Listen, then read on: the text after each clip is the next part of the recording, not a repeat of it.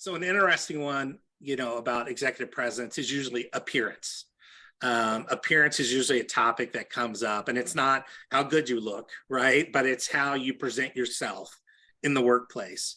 And I had a mentee once who, who he was as a person was t-shirts, flip-flops, shorts, really relaxed. Like he was a great, great guy. But what I told him was, you're trying to work at one of the major consulting firms. They are suits and ties, right? And so there's a point you have to understand of your values. So for him, like, what was your value? Is if your value is I got to be me and I got to be relaxed, well, then you might want to pick a different environment. It's not saying that consulting environment's wrong. It's just probably not the right environment for you. And I think often I see younger professionals in a certain work environment, and they're like, well, I just have to mold to this work environment, which depending on where it is in your values and priorities, it may be fine.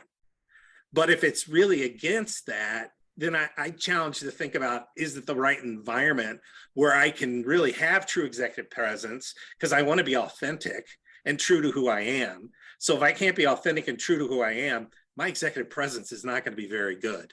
And so helping people understand it's there's multiple parts of the equation, and you have control over those things, and where you have a non-negotiable versus personally, I don't like wearing ties. I'd have a hard time being in the environment that requires me to wear a tie every day. But I also know sometimes at board meetings or funerals or weddings, I got to wear a tie. I'm okay with that because I don't feel like I'm compromising who I am.